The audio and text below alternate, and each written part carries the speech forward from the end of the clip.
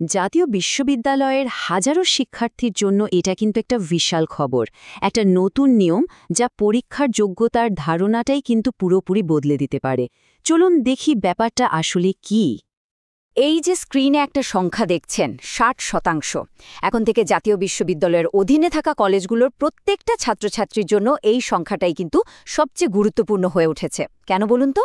কারণ এই একটা সংখ্যার উপরেই কিন্তু নির্ভর করছে ফাইনাল পরীক্ষাটা দেওয়া যাবে কিনা। তো জাতীয় বিশ্ববিদ্যালয় এবার বেশ কোমর বেঁধেই নামছে। শিক্ষার্থীদের ক্লাসে উপস্থিতি নিশ্চিত করতে তারা এবার বেশ কঠোর হচ্ছে। আর এটাকে শিক্ষার মান বাড়ানোর একটা বড় উদ্যোগ হিসেবেই দেখা হচ্ছে। মানে মূল কথাটা একদম পরিষ্কার। এখন থেকে ক্লাসে যাওয়া বা না যাওয়াটা নিজের ইচ্ছের ওপর থাকছে না। এই নতুন নিয়মটা সোজা বলে দিচ্ছে পরীক্ষায় বসতে হলে ক্লাসে নিয়মিত হতেই হবে, এর কোনো বিকল্প নেই।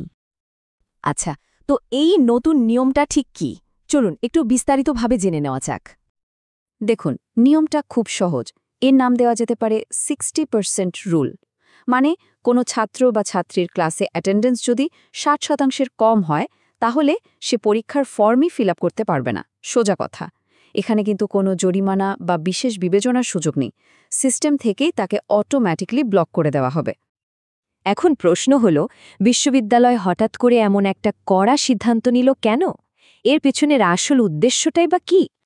এই ব্যাপারে জাতীয় বিশ্ববিদ্যালয়ের ভারপ্রাপ্ত ডিন ডক্টর রুহুল কুদ্দুস যা বলছেন তা থেকে ব্যাপারটা বেশ পরিষ্কার হয়ে যায়।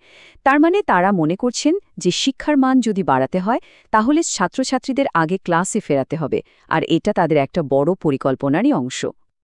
বেশ, সিদ্ধান্ত তো হলো, কিন্তু এটা কার্যকর হবে কিভাবে সেই প্রক্রিয়াটা একবার দেখে নেওয়া যাক। প্রসেসটা কিন্তু একেবারে সোজাসাপটা, 3টে ধাপে হবে। প্রথমত, সব কলেজকে তাদের স্টুডেন্টদের অ্যাটেন্ডেন্সের রিপোর্টটা ইউনিভার্সিটিতে জমা দিতে হবে। এরপর ইউনিভার্সিটির কর্মকর্তারা সেই ডেটা তাদের সেন্ট্রাল অনলাইন সিস্টেমে এন্ট্রি করবেন। আর সবশেষে যে ওয়েবসাইট থেকে ফর্ম ফিল আপ করা হয় সেই সফটওয়্যারটাই অটোম্যাটিক্যালি তাদের ব্লক করে দেবে যাদের অ্যাটেন্ডেন্স 60%-এর নিচে। মানে পুরো ব্যাপারটাতেই কোনো ম্যানুয়াল হস্তক্ষেপের সুযোগ থাকছে না। তো এই নতুন নিয়মের ফলে ছাত্রছাত্রীদের ওপর এই প্রভাবটা কিন্তু বেশ বড়সড়ই হতে চলেছে। এর যেমন কিছু ভালো দিক থাকতে পারে, তেমনি অনেকের জন্য এটা একটা নতুন চ্যালেঞ্জও হয়ে দাঁড়াবে, তা বলাই বাহুল্য। সুতরাং সারসংক্ষেপ করলে যা দাঁড়ায় তা হল, পরীক্ষার প্রস্তুতি নেওয়ার মতোই এখন ক্লাসে উপস্থিত থাকাটা বাধ্যতামূলক। এর আর কোনো বিকল্প রাস্তা খোলা থাকছে না। ক্লাস না করলে সোজা কথায় পরীক্ষার সুযোগও মিলবে না।